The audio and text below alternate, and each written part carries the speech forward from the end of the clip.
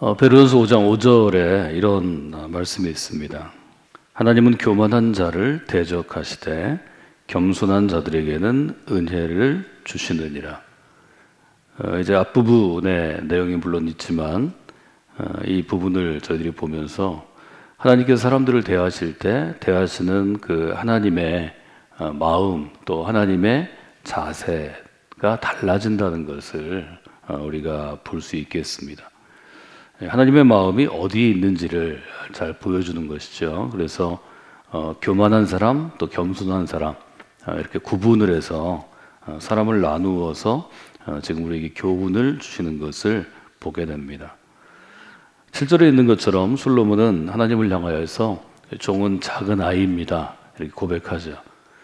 이런 고백을 통해서 솔로몬은 교만한 사람보다는 겸손한 사람으로 하나님이 대하시겠다 이런 생각을 우리가 할 수밖에 없습니다. 10절에 이르러서 하나님께서는 이런 아주 분명한 평가를 내리십니다. 솔로몬을 향한 평가죠. 솔로몬이 이것을 구하매 그 말씀이 주의 마음에 든지라. 이 부분을 현대어 번역은 이렇게 번역하고 있습니다. 주님께서는 솔로몬이 이렇게 청한 것이 마음에 드셨습니다. 솔로몬의 외모라든지 아니면 솔로몬이 갖고 있는 어떤 조건 이거보다는 하나님과의 대화 가운데 솔로몬이 하나님께 드린 그의 요청하는 그 내용과 요청하는 자세와 또 요청할 때 썼던 그 일종의 다이얼로그 대화가 하나님의 마음에 들었다 이렇게 표현하는 것을 우리가 다시 한번 돌아보게 됩니다. 하나님의 마음에 드는 사람은 누구인가 하는 점을 우리가 질문해 볼 수 있겠습니다. 조건을 따져서 이야기할 수 있겠습니다.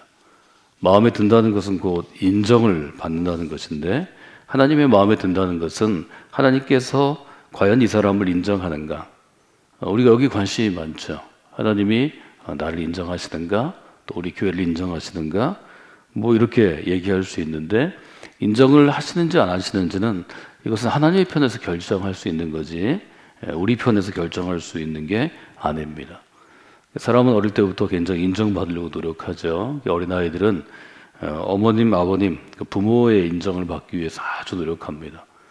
이제 아이가 혼자 있을 때는 이게 좀 덜한데 맏아이가 태어나고 나서 또 얼마 있다가 둘째 아이가 태어나면 이 맏아이가 굉장히 신경을 쓰기 시작하고 이 두 아이가 좀 더 자라나가지고 경쟁하기 시작하면 부모의 인정을 받기 위해서 아주 노력합니다. 우리가 잘 알고 있는 성경에 있는 야곱의 이야기가 이 부분을 잘 보여주고 있죠. 엄마의 인정, 아빠의 인정을 받으려고 아이들도 굉장히 노력합니다. 또 학교에 가면 선생님 인정을 받으려고 유난히 노력하는 아이들이 많이 있습니다. 그러니까 누군가를 인정해 줄 수 있다는 것은 그 사람이 권위가 있고 영향력이 있는 것이고 힘이 있는 것입니다. 그래서 리더가 됐을 때는 인정해 주는 것을 통해서 그 사람들을 통제할 수도 있고 또 사람들을 관리할 수도 있고 한 집단, 조직을 경영할 수 있습니다. 이것이 아주 큰 것인 것을 우리가 다시 한번 돌아보게 됩니다. 시편 15편은 하나님이 인정하는 사람, 성전에 들어갈 수 있다고 인정하는 사람에 대해서 십계명을 따라서 십계명과 같이 10가지의 조건을 대죠. 긍정적인 조건과 부정적인 조건을 나누어서 말씀드렸는데 정직하게 행하는 사람이 하나님이 인정해서 성전에 들어갈 수 있습니다. 또 공의를 행하는 사람을 하나님이 인정하셔서 성전에 들어갈 수 있습니다. 또 진실을 말하는 사람이 하나님께 인정을 받아서 성전에 들어갈 수 있습니다. 그러나 혀로 다른 사람을 현혹하거나 모함해서 어려움에 빠뜨리는 사람은 들어갈 수 없습니다. 악한 마음을 가지고 악한 일을 어제도 또 그저께도 이번 주에 행했다면 당신은 성전에 들어올 수 없습니다. 이웃을 실족해 하거나 상처 주거나 이웃에게 해코지를 했다면 당신 들어올 수 없습니다.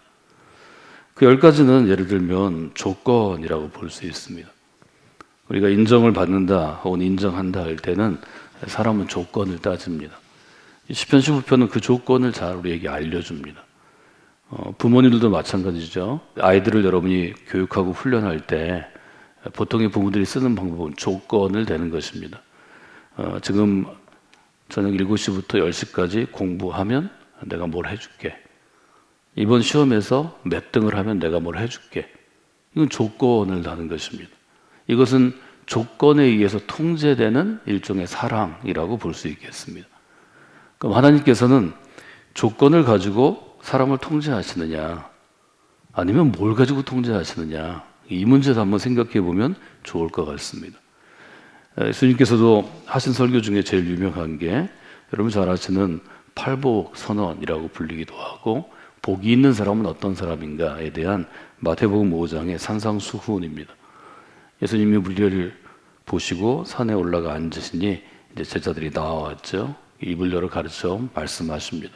심령이 가난한 사람이 복이 있습니다. 애통하는 사람이 복이 있습니다. 온유한 사람이 복이 있습니다. 의에 줄이고 목마른 사람이 복이 있습니다. 긍휼히 여기든 사람이 복이 있습니다. 마음이 청결한 사람이 복이 있습니다. 화평하게 하는 사람이 복이 있습니다. 의를 위하여 박해를 받는 사람이 복이 있습니다. 이 예수님의 가르침은 시편 15편에서 보여지는 신명기 법전에 따른 일정한 이스라엘 사람은 마땅히 이러이러해야 한다 하는 우리에게 주어지는 이스라엘의 법과는 조금 궤를 달리하죠. 예수님께서 어떤 사람이 복이 있나 이렇게 얘기하신 것이 이것을 8개를 다 해서 여기 있는 걸 다 지켜서 복이 있는 사람이 되라 하는 것은 다릅니다. 십계명이 됐든지 아니면 시편 15편에 있는 10가지의 조건이 됐든지 이스라엘 사람들은 율법을 지켜야 하나님이 인정하신다고 생각했고, 바울도 이제 그런 사람이었죠. 근데 바울은 예수 그리스도의 사도라고 자기를 이해하고 부르심을 받은 것을 확인한 다음에는 교회 공동체에서 이런 조건을 가지고 사람을 통제하지는 않습니다. 그러니까 우리가 어떻게 하면 하나님의 마음에 들 수 있을까? 이 점을 한번 잘 여러분들이 생각해 보시는 오늘 하루가 되면 좋을 것 같습니다. 솔로몬이 하나님 마음에 든 것은 솔로몬이 얘기하는 것, 하나님 제가 백성들을 공정하게 재판하기 위해서 선악을 분별하는 능력, 좀 지혜가 있어야 되겠습니다. 이 보이는 조건 때문인가? 저는 그렇지 않을 것 같습니다. 백성들에게서 나와서 솔로몬이 요청한 게 2가지인데 제가 듣는 마음이 좀 있으면 좋겠습니다. 재판을 위해서, 공정한 재판을 위해서 선악을 분별해주는 그런 제가 분별력과 통찰력과 지혜가 있으면 좋겠습니다. 이것의 근본적인 그 이면에는 뭐가 있을까? 그 속에는. 이것은 조건 때문에 하나님께서 솔로몬을 마음에 들어 하신 게 아니라고 생각합니다. 솔로몬의 지금 이때는 처음 왕이 돼서 솔로몬이 어린 시절을 지나고 또 청소년 시절을 지나서 아주 젊은 왕으로 왕의 직임을 시작할 때입니다. 아주 마음가짐이 바르고 아주 지혜롭고 또 굉장한 결단이 있었으리라 저는 생각합니다. 솔로몬이 이렇게 하는 것은 오직 이스라엘을 위한 것입니다. 솔로몬의 마음 가운데는 이스라엘을 하나님이 디자인하고 계획하신 대로 공의와 평화가 다스리는 나라가 됐으면 좋겠다 하는 진짜 왕의 마음이 이 젊은 솔로몬에게 있었던 것 같습니다. 그래서 저는 솔로몬의 마음을 이스라엘 공동체 퍼스트라고 표현해 봤습니다. 우리 안에 무엇이 먼저인가, 무엇이 퍼스트인가는 아주 중요합니다. 왕이 되었기 때문에, 왕이 되지 않았다면 솔로몬에게는 내 출세가 퍼스트가 될 수 있습니다. 내가 왕의 아들이니까, 왕은 안 됐으니까 내가 영향력 키우기 위해서 이스라엘 최고의 부자가 되어야 되겠다. 뭐 이게 목표가 될 수 있습니다. 이스라엘에서 내가 제일 지혜로운 사람으로 명예 있는 선생이 되어야 되겠다. 지혜자가 되어야 되겠다. 이것도 자기의 우선순위가 될 수 있습니다. 내가 이스라엘에서 왕이 될 수는 없으니까 이스라엘을 떠나서 이스라엘 옆에다가 내 나라를 한번 세워보겠다. 뭐 이것도 젊은 사람이 꿈꿀 수 있는 인생의 목표입니다. 그러나 그는 왕이 되었기 때문에 이스라엘의 왕은 목자가 되는 것입니다. 다윗이 스스로를 왕으로 정의하지 아니하고 주님처럼 선한 목자가 되는 것으로 정의한 것처럼 이스라엘 백성들을 푸른 초장으로 또 쉴만한 물가로 인도하는 선한 목자가 되는 것입니다. 솔로몬에게는 그런 마음이 있었지 않았을까요? 여러분이 교회에서 어떻게 하면 인정을 받을 수 있나요? 내가 교회에서 제일 열심히 일하는 사람이 돼야지, 봉사하는 사람이 돼야지, 내가 목사님에게 잘해서 목사님 오른팔이 돼야지, 내가 교회에서 제일 헌금을 많이 해서 교회 재정의 절반을 내가 좀 담당해야지, 이런 마음으로 열심히 신앙생활을 할 수 있습니다. 교회에서 인정도 받을 것입니다. 그러나 하나님의 마음에 드는 데는 부족함이 있을 것입니다. 무엇을 먼저 하느냐가 중요하고 무엇이 가장 우선순위에 있냐가 중요합니다. 예수님이 이렇게 가르치셨죠. 제자들이 나와서 예수님에게 잘 보이려고 그랬습니다. 인정받으려고 그랬습니다. 심지어 제자들 중에 어머니 한 분이 와서 제가 아들 둘 예수님한테 맡겼는데 우리 큰아들은 오른편에, 우리 작은 아들은 왼편에 두고 좀 출세하게 해주십시오. 우리말로 하면 좌상, 우상, 좌의정과 우의정을 우리 아들로 좀 삼으십시오. 로비도 했죠. 이게 인간이 갖고 있는 마음입니다. 근데 지금 젊은 솔로몬의 마음에는 이스라엘 공동체를 위해서 내가 진짜 왕이 돼야 되겠다. 우리 주변에 있는 왕의 개념이 아니라 하나님께서 세우신 하나님 나라의 왕이 돼야 되겠다. 그리고 이것은 그에게 맡겨주신 일입니다. 맡은 일. 우리는 그것을 한자로서 사명이라고 부릅니다. 내가 하나님이 맡겨주신 일을 잘 감당하는 사람이 되어야겠다. 쓰임받는 사람이 되어야 되겠다. 청지기가 되어야 되겠다. 지금 우리 신약시대 용어로 얘기하면 그전 두 가지가 솔로몬의 마음에 딱 세워져 있는 기둥이라고 봤습니다. 하나는 이스라엘 전체를 위한 것, 공동체, 이스라엘을 진짜 하나님 나라로 만드는가. 그러기 위해서 내게 맡겨주신 왕으로서의 사명을 감당하는가. 그 두 가지를 본다면 이스라엘 퍼스트, 그 다음에 사명 퍼스트, 이 두 가지가 솔로몬이 주님의 마음에 들도록 한 일종의 보이지 않는 솔로몬의 생각의 체계 혹은 솔로몬의 신앙의 체계라고 볼 수 있습니다. 신학시대로 바꾸면 어떻게 얘기할 수 있을까요?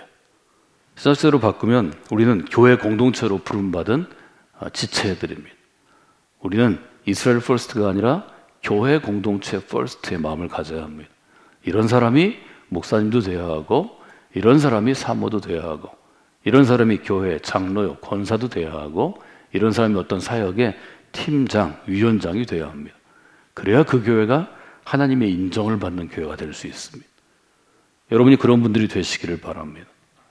우리 교회가 그런 교회가 되기를 바랍니다. 하나님께서 원하시는 것은 하나님이 인정하실 수 있는 마음으로 하나님이 인정할 수 있는 일을 해서 하나님이 기뻐하시는 원하시는 열매를 맺는 것입니다. 이것이 하나님의 길입니다. 이 부분을 여러분들이 한번 생각해 보시면 좋을 것 같습니다. 여기 12절에 보면 하나님께서는 이렇게 얘기하십니다. 내가 내 말대로 하여 내게 지혜롭고 총명한 마음을 주노니. 솔로몬이 얘기하신 것을 듣고 내가 너의 말대로 행하겠다 이렇게 말씀하십니다. 하나님은 이처럼 우리가 하나님의 인정을 받을 만큼 하나님께서 원하시는 마음을 품고 하나님이 원하시는 일을 감당하면 우리가 행하는 것들을 잘 도와줍니다. 제가 좋아하는 찬송 중에서 나를 나보다 더 잘 아시는 분이라는 하나님에 대한 고백이 있습니다. 하나님은 그런 분이십니다. 정술론의 마음을 잘 아시고 11절에 보면 하나님이 그에게 이르시되 내가 이것을 구하는구나. 자기를 위하여 장수하기를 구하지 않고 부유함도 구하지 아니하고 자기 원수의 생명을 멸하는 힘도 구하지 아니하고 오직 송사를 듣고 분별하는 지혜를 구하였으니 내가 너의 말대로 하여 내게 지혜롭고 총명한 마음을 줄 것이다. 여러분들 그 마음을 한번 잘 보시면 좋을 것 같습니다. 덧붙여서 13절에 보면 13절은 이렇게 되어 있습니다. 내가 구하지 아니한 부귀와 영광도 너에게 주노니. 이스라엘 공동체, 즉 우리의 신앙 공동체 퍼스트, 내게 맡겨주신 나의 삶, 나의 사명 퍼스트가 중요한 것은 하나님은 우리가 마땅히 구할 것을 구해서 그게 인정받을 만하고 하나님이 기뻐하시면 구하지 않은 한 것들, 그냥 사람들이 구하는 것들도 겸하여 허락하신다고 말씀하십니다. 순서가 좀 다른 걸 여러분 보시면 좋을 것 같습니다. 먼저 그 나라와 그 일을 구하라. 예수님이 말씀하실 때 제일 중요한 건 먼저라는 단어입니다. 부사어입니다. first입니다. 뭘 먼저 할 것인가. 우리가 신앙생활을 잘한다는 것은 이 첫 번째 구하는 것을 잘하는 것입니다.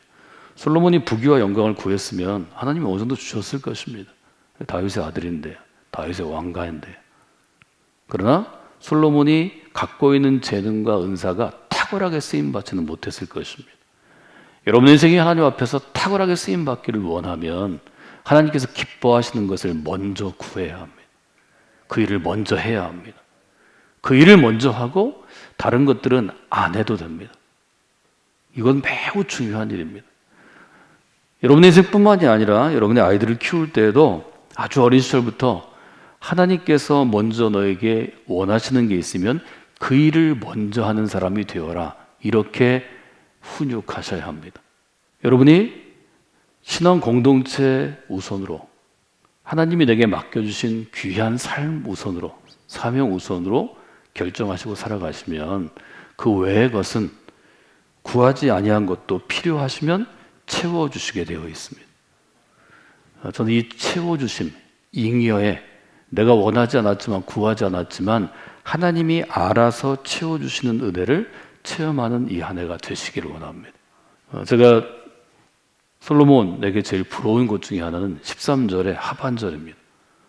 13절 앞부분은 제가 지금 읽어드렸고요. 뒷부분 한번 읽어볼까요? 너의 평생에 왕들 중에 너와 같은 자가 없을 것이라. 솔로몬에게 구하지 아니한 것을 주십니다. 이것은 부귀도 아니고 영광도 아니고 군사력, 솔로몬이 갖고 있는 힘도 아니었습니다. 가장 큰 축복을 주시죠. 내 평생 가운데 이스라엘의 왕들 중에서 너와 같은 왕은 없을 것이다. 이것은 이정표를 세우는 일입니다. 저는 이 부분이 솔로몬에게 제일 부러운 일이기도 하고 제가 살아가면서 하나님께 구하는 일종의 제 강구이기도 합니다. 너 같은 사람은 없었을 것이다. 이것은 솔로몬보다 위대한 자가 없다 이런 얘기보다는 앞으로 나오게 될 이스라엘 왕들이 솔로몬을 바라보면서 솔로몬을 기준과 모델, 롤 모델로 삼을 수 있다는 이야기일 것입니다. 여러분이 아시는 것처럼 여호수아는 새로운 땅에 정착하기 위해서 수많은 이스라엘 사람들을 데리고 강을 건너서 길갈에서 멈춥니다.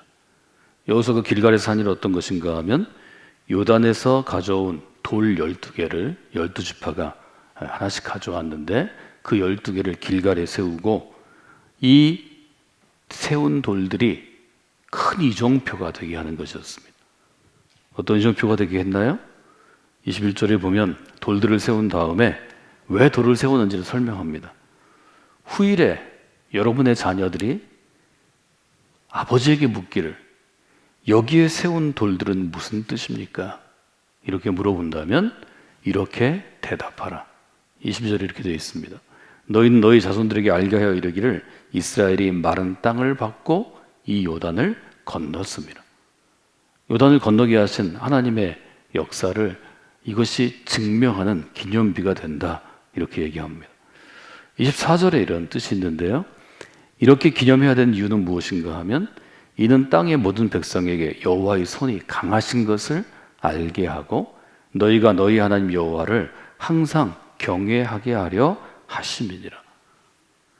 두 가지가 아주 중요하죠. 하나는 여호와의 손이 얼마나 강한지를 여러분의 자손들이 알아야 합니다. 저희가 뉴스페이스 사역을 하면서 이 건물만 짓는 것에 제가 초점을 두지 않고 이 건물들이 길갈에 세운 돌들처럼 아이들에게 어떤 교훈을, 신앙의 교훈을 주게 하려고 제가 디자인한 부분들이 여러 부분이 있습니다. 그 이유는 우리가 세운 건축물이, 빌딩이 사실은 우리의 자녀들, 그 자녀의 자녀들, 자녀들의 자녀이기까지 건물이 남아있는 한 교훈을 주기 때문입니다. 우리의 훈련 가운데서 아이들이 하나님의 손이 얼마나 강한지를 좀 성경을 통해서 체험하고 살아가면서 체험하는 그러한 아이들이 됐으면 좋겠습니다. 그래서 종국적으로는 그들의 삶이 하나님을 경외하는 사람으로 섰으면 좋겠습니다. 우리 이 마음을 가지고 우리 어린 자녀들을 영적으로 훈련합니다. 14절에 보면 내가 만일 내 아버지 다윗이 행한 같이 내 길로 행하며 내 법도와 명령을 지키면 내가 내 날을 길게 하리라. 이것은 이제 솔로몬에게 주시는 일종의 반드시 이래야 된다 하는 하나님의 지도입니다. 물론 우리는 솔로몬의 말년을 잘 알고 있습니다. 그러나 이 젊은 시절에 지금 기브온에서 무릎 꿇어 하나님께 나가는 솔로몬에게는 반드시 하나님이 지켜야 한다고 말씀하신 이 부분이 중요합니다. 솔로몬은 평생토록 스스로를 얘기해서 질문해야 합니다. 아버지 다윗이 행한 같이 그 길로 내가 가고 있는가? 아버지 다윗이 행한 같이 그 법도와 명령을 지켰는가? 이것은 솔로몬에게 주는 개인적인 또 다른 약속이었습니다. 우리가 하나님의 길을 걷다 보면 약속을 지키는 인생이 되기도 하고 지키지 못하는 인생이 되기도 합니다. 이 솔로몬을 통해서 우리는 그것을 잘 알 수 있을 것 같습니다. 여러분들이 1월 첫날 또 첫 주일 여러분이 하나님 앞에서 어떤 언약들을 세웠다면 그것들을 지키는 분들이 되시면 좋겠습니다. 그래서 약속을 지키는 사람으로 하나님의 은혜를 구하며 하나님께로 나아간 여러분이 되기를 주님의 이름으로 축원해 드립니다.